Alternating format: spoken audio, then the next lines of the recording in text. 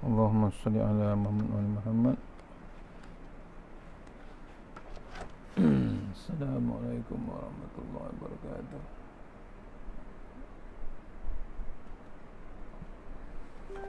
InsyaAllah. Assalamualaikum warahmatullahi wabarakatuh. Daripada Sungai Tangkas online seterusnya, buku Jambatan ke Akhirat, insyaAllah. InsyaAllah sama-sama kita share. Mohon share.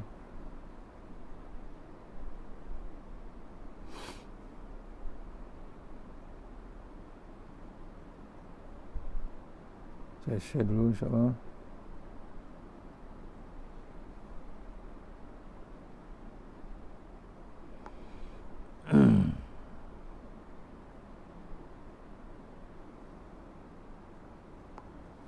InsyaAllah. Assalamualaikum warahmatullahi wabarakatuh. Alhamdulillah rabbil alamin. Wassalatu wassalamu ala asyrafil mursalin wa ala alihi washabihi ajmain.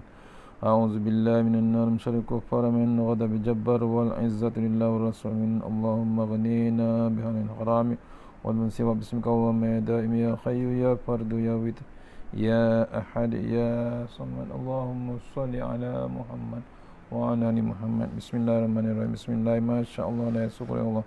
Bismillah masyaallah la yasrifu suwayullah. Bismillah masyaallah makana min ni'matin amin Allah. Bismillah masyaallah la ya'ti bil hasanati ila Allah. Bismillah masyaallah la hawla wa la quwwata illa billahil aliyyil azim. Allahumma nas'aluka ridhaka wal jannah wa na'udzubika min sakhatika wan nar. Allahumma nas'aluka bi barakati syarifah an tuhimala dunya. Amin ya rabbal alamin. Insyaallah kita mula dengan surah Al-Fatihah. A'udzubillahi minasyaitonir rajim. Bismillahirrahmanirrahim. Alhamdulillah. Iyyaka na'budu wa iyyaka nasta'in. Shiratal mustaqim. InsyaAllah kita teruskan bab nombor 17. Amal orang hidup diketahui oleh orang mati. Amal orang hidup diketahui oleh orang mati dalam buku Jambatan ke Akhirat. Ramai beranggapan bahawa setelah seseorang meninggal dunia, tidaklah akan ada apa-apa lagi melainkan hanya tinggal kenangan sahaja. Ini sebenarnya silap.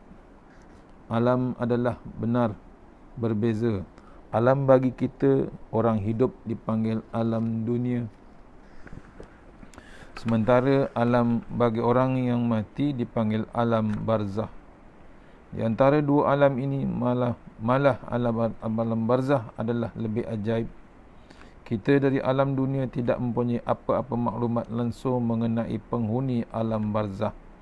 Sedangkan penghuni alam barzah penghuni alam barzah, mereka itu mengetahui hal ehwal kita di alam dunia. Bahkan mereka lebih tembus lagi pengetahuan dan pendengaran mereka itu terhadap orang hidup. Banyak riwayat yang menerangkan perkara ini, di antaranya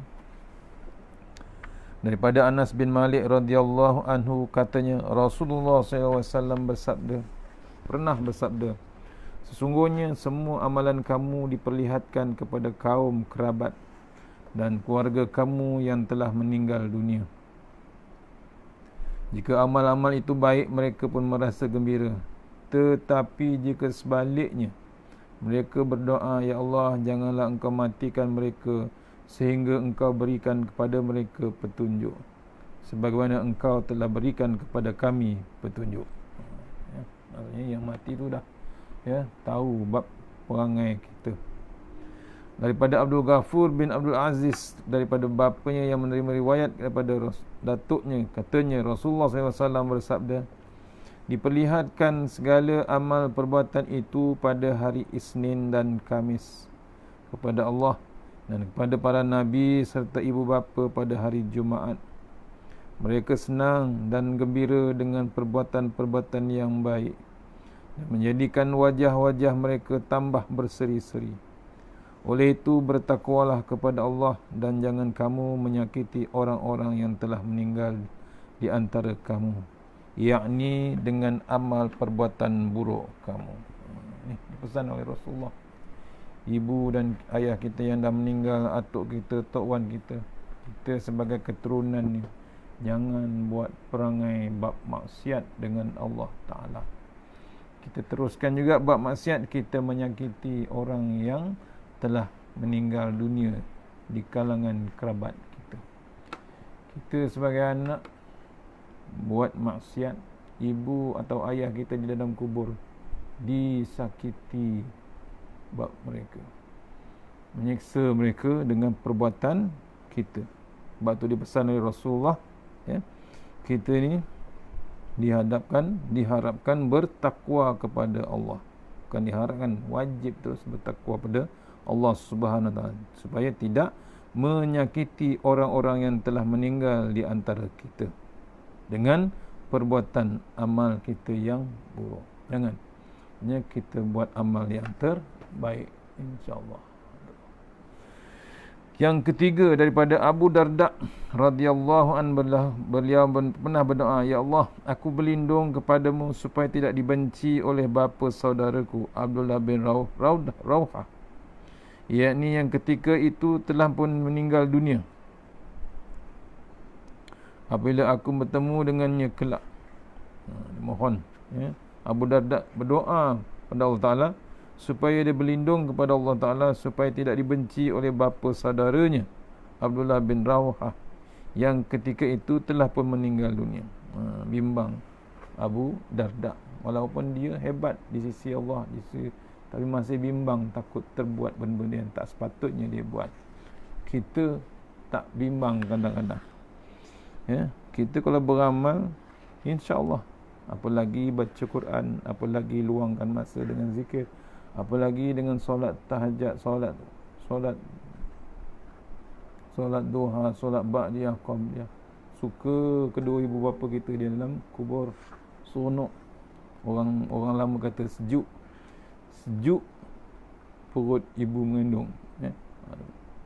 Mak yang mengandungkan dia. Ibu dah mati, anak dia terus soleh ataupun solehah. Kalau anak masih lagi tak soleh ataupun yang solehah tak solehah, pasal apa? Masih lagi terus dengan bab maksiat, masih lagi tak tutup aurat. Seksanya hati orang yang telah meninggal dunia di dalam kubur. Ini dalilnya. Yang keempat daripada Abu Darda radhiyallahu anhu lagi, katanya, sesungguhnya amal-amal perbuatan kamu diperlihatkan kepada orang-orang yang telah meninggal dunia daripada kalangan kamu. Lalu mereka merasa senang dan bersedih, yakni kerana amal-amal perbuatan kamu itu. Setelah itu dia pun berdoa, ya Allah, aku berlindung kepadamu daripada amalan yang boleh menjadikan aku dihina oleh Abdullah bin Rawhah. Ni bimbang Abu Darda. Kalau boleh minta pada Allah Ta'ala, mohon supaya tidak berbuat benda-benda yang membenci, menyakiti bapa saudaranya yang telah meninggal dunia. Demikian dipetik beberapa riwayat untuk memperjelaskan bahawa orang mati yang mempunyai keluarga terdekat dapat mengetahui apa sahaja amal perbuatan keluarganya itu, daripada yang baik-baiknya sampailah kepada perkara-perkara yang buruk. Jika baik, dia akan merasa senang dan bahagia.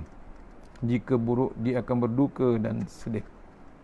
Jika benarlah kita orang hidup ini masih ada hati dan perasaan terhadap orang-orang yang telah meninggal dunia daripada kalangan keluarga kita ini, terutama para ibu bapa kita, maka sudah barang tentu, yakni memang sepatutnya kita tidak lagi akan tergamak melakukan perkara-perkara buruk ataupun maksiat, melainkan yang baik-baik belaka, supaya dengan itu akan datanglah rahmat serta kesukaan kepada mereka, yakni yang telah mati.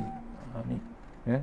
Sebab tu jangan pesan pada anak cucu kita, jangan teruskan bab maksiat, berhentilah bab maksiat. Pasal apa? Yang dalam kubur tu merana, ya. Yang dalam kubur pasal apa merana? Meninggalkan waris-waris yang terus berbuat maksiat, ya. Tanggungannya yang mati. Selagi ayah itu, ya, selagi anak perempuan tu tak tutup aurat, ayah atau ibu dalam kubur tu diseksa dan macam-macam. Ni kena renung kita. Bayangkanlah jika sekali sahaja pun kita terjebak kepada keburukan. Pada masa itu juga si mati kita akan langsung tertekan dan kesedihan dan kedukaan. Betapa jika kejahatan atau keburukan itu menjadi pakaian kita untuk yang berpanjangan. Allah. Bayangkanlah keturunan yang masih hidup masih meneruskan bab maksiat berpanjangan. Rupa-rupanya perbuatan buruk atau derhaka kepada Allah itu bukan sahaja mengundang bala untuk diri orang yang hidup sendiri, malahan juga akibatnya turut dirasakan oleh orang mati. Allah, jangan kita itu. Habis bab tadi, bab menceritakan amal orang hidup diketahui oleh orang mati. Bab 17. Masuk terus dengan bab 18. Orang mati mendapat manfaat daripada orang hidup, usaha orang hidup. Perkara ini ada khilaf, iaitu perbezaan pendapat padanya. Namun jumhur yang teramai daripada ahli ilmu tauhid, fikah ataupun tafsir dari hadis berpendapat membenarkan bahawa roh orang mati itu mendapat manfaat daripada usaha orang hidup. Ni ada khilaf, ada perbezaan pendapat, tapi jumhur ulama, jumlah ulama yang ramai, para ahli ilmu tauhid, fiqh dan tafsir dan hadis bersependapat membenarkannya, iaitu roh orang mati itu mendapat manfaat daripada usaha orang yang hidup.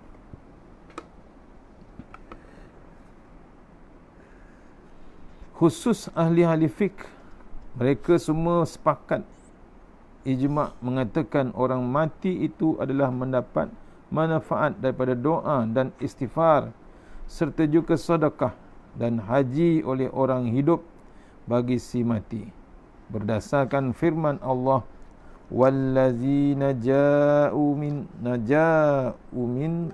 ba'dihim yaquluna rabbana ighfir lana wali ikhwanina allazi nasabaquna bil iman. Surah Hash ayat 10, Surah Hash ayat 126, surah nombor 10. Maksudnya, dan orang-orang Islam yang datang kemudian daripada mereka berdoa dengan berkata, wahai Tuhan kami, ampunkanlah dosa kami dan dosa saudara-saudara kami yang telah mendahului kami dalam iman. Kemudian dalil hadis Nabi SAW bahawa baginda itu ada berdoa lagi bagi Abu Salamah apabila sahabat itu meninggal dunia dan bagi orang yang mati yang disembahyangkan oleh baginda. Seperti dalam hadis Auf bin Malik, dan malah bagi semua orang yang mati disembahyangkan oleh baginda. Ada seorang lelaki pernah bertanya kepada baginda, ya Rasulullah, inna ummi matat fayanfa'uha idza tasaddaqtu anha. Qala na'am. Maksudnya, wahai Rasulullah, ibu saya telah meninggal dunia, sedang saya masa itu tidak berada di sisinya. Adakah dia mendapat manfaat jika saya bersedekah untuknya? Baginda menjawab, ya. Ni ya, hadis, dalil mengatakan bila kita berbuat kebajikan, khas kita tujukan kepada dua orang tua kita yang telah tiada ataupun yang dah meninggal dunia, memang akan didapati sedekah, pahala ataupun sifat ataupun doa yang kita tujukan untuk orang yang telah mati. Mereka semua dapat manfaat. Contoh, istighfar pun masih lagi diterima, apalagi sedekah, apalagi kita buatkan haji oleh orang yang hidup bagi si mati. Ditunjukkan dalam surah Al-Hash ayat 126. Wallazina ja'u min ba'dihim yaquluna rabbana ighfir lana wa li ikhwanina allazina sabaquna bil iman.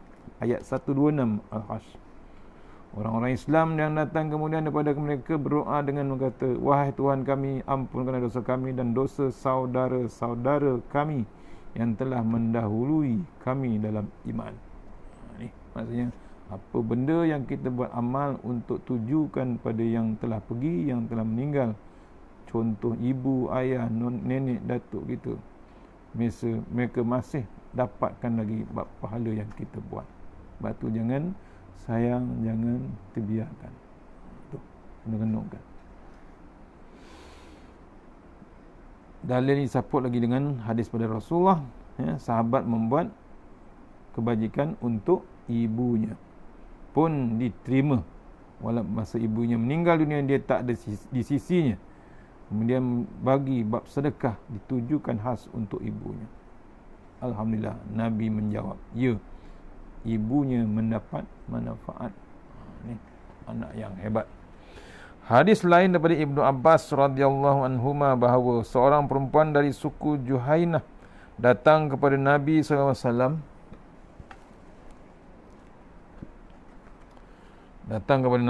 wasallam. Bertanya, adakah ibu saya bernazar untuk naik haji tetapi dia meninggal sebelum sempat mengerjakannya? Apakah boleh saya menghajikannya? Menjawab baginda, ya, hajikanlah dia. Perhatikan olehmu, kiranya ibumu itu berhutang, bukankah engkau berkewajipan membayarkannya? Ini kan pula hutang kepada Allah adalah lebih berhak lagi untuk dibayar. Ni, hadis Ibnu Abbas radhiyallahu anhu huma, hadis sahih Al-Bukhari. Maksudnya kita boleh buatkan haji untuk kedua ibu ayah kita. Takkan nak sayang duit, takkan. Itulah satu-satunya satu contoh untuk buat kebajikan untuk ibu dan ayah kita. Ulasannya, hadis ini memberi fahaman bahawa pahala haji yang dikerjakan oleh seorang anak boleh melunaskan hutang haji ibunya yang bernazar. Ini juga boleh difahamkan bahawa apa jua jenis hutang apa jua jenis hutang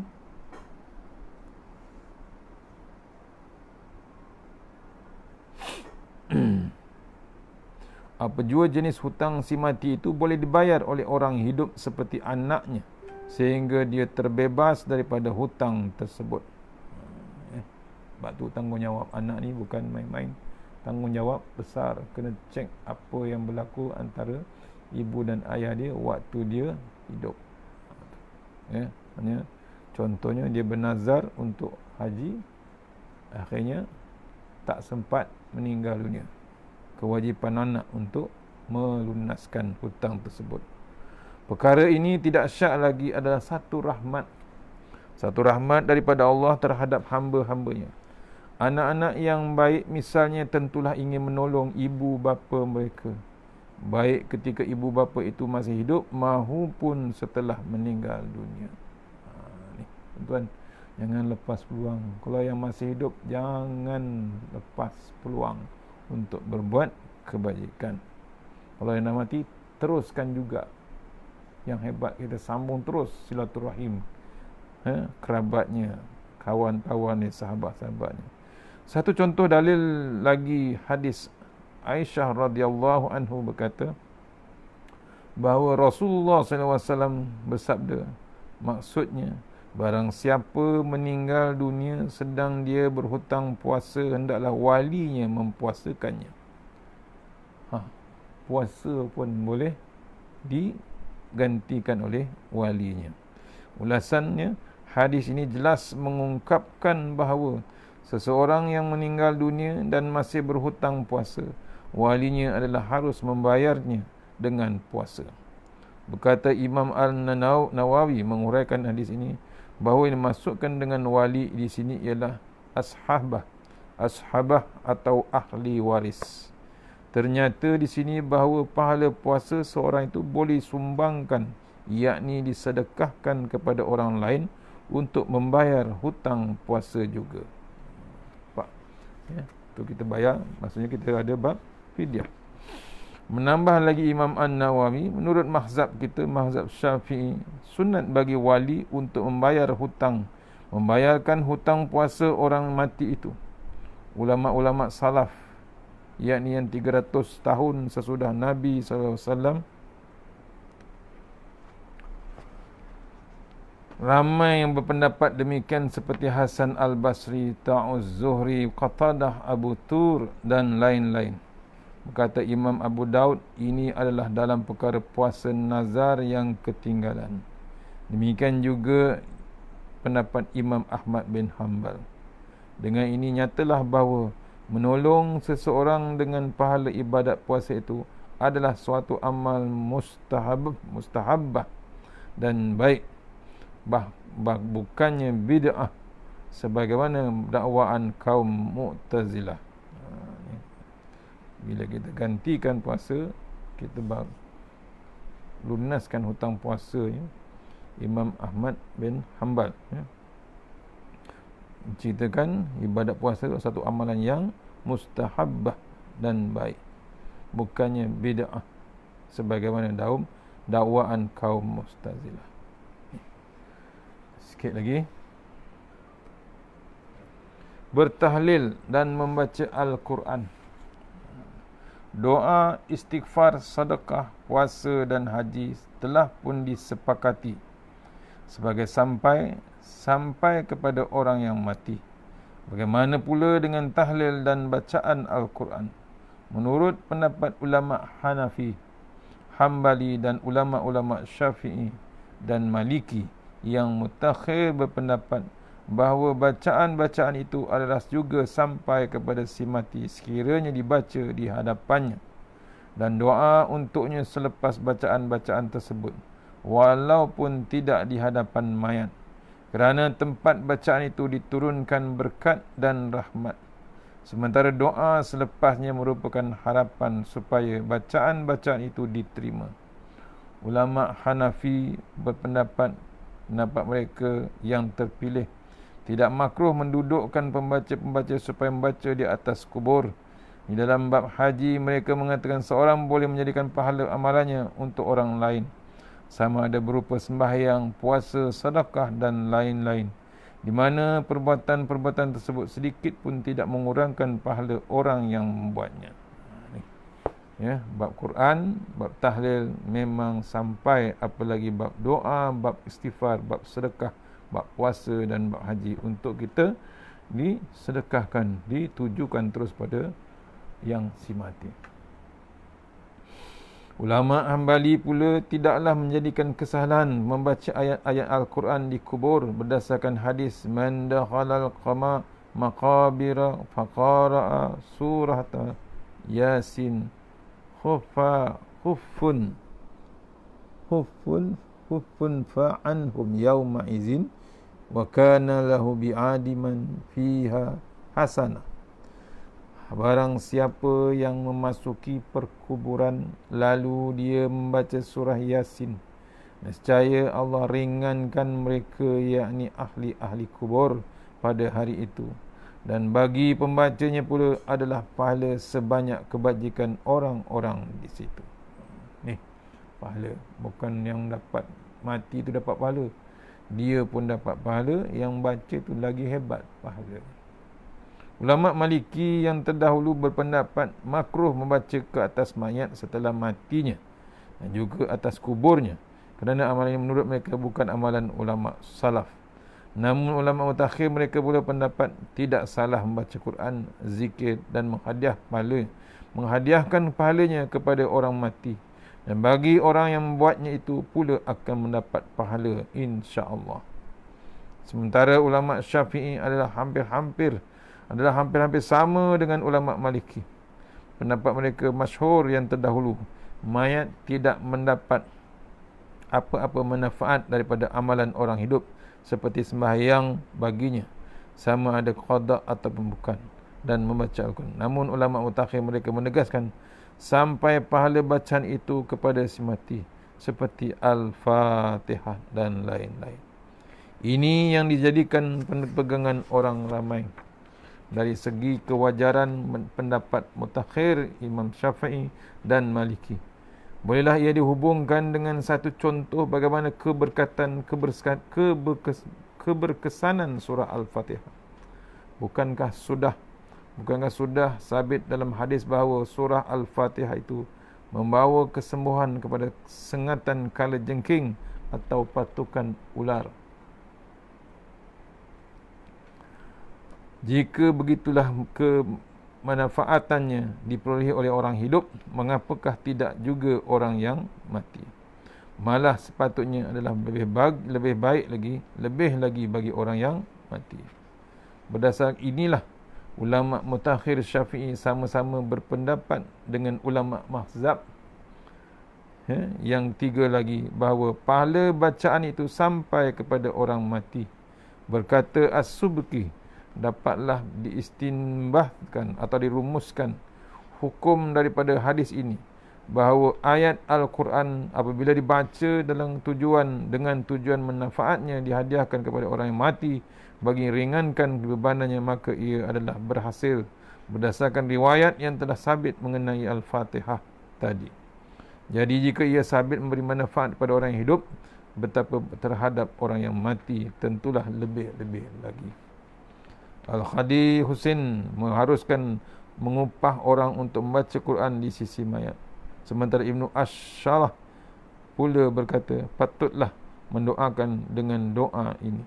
Allahumma awsil sawaba ma Quran qarnahu li falah. Ya Allah, sampaikanlah pahala apa yang kami baca ini untuk Poland. Tidak ada bezanya bacaan ini antara yang dekat ataupun yang jauh.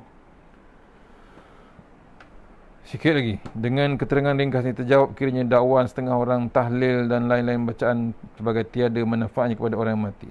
Dakwaan tersebut pernah diketemui dalam sebuah buku kecil yang pernah disebarkan oleh orang-orang yang tidak dikenali bertajuk Tahlil dan Doa Selamat menurut mazhab Syafi'i.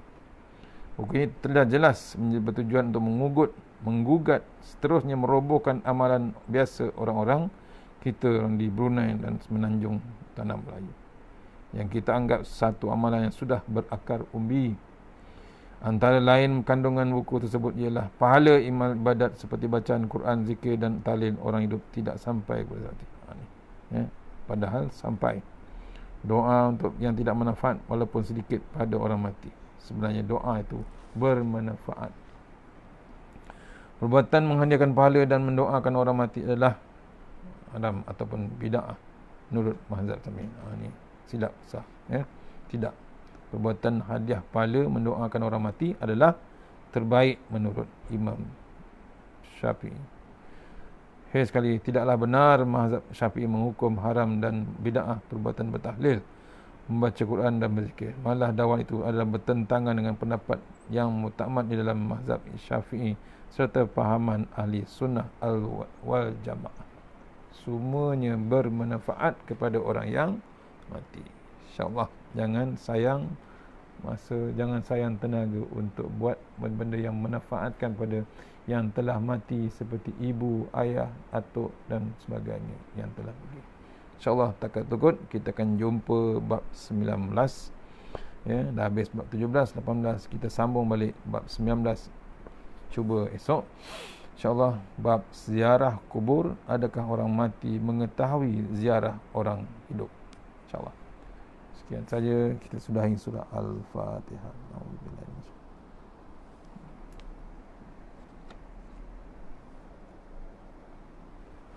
Bismillahirrahmanirrahim. Allahumma rabbana la tada' lana maqamina hadza lama illa ghafarta wa la hamma illa farajta wa la dayna illa qadaita wa la marida illa shafaita wa la faqira wa la miskina illa ghanayta wa la jahin alamta wa la adwan illa azalta wa la aiban satarta wa la maita wa la hajata min hawadina wal akhirah laka fiha ridha wa lana fi sallahu qadaita wa yasarta wa surah suduruna wa timmi salihati ya maulana. Ya Allah, panjangkan umur kami, sihatkan badan kami, terangkan hati kami, tetapkan iman kami, elokkan amalan kami, luaskan rezeki kami, dekatkan kami kepada kebajikan, jauhkan kami daripada kejahatan, tunaikan hajat kami. Wassalamualaikum warahmatullahi wabarakatuh.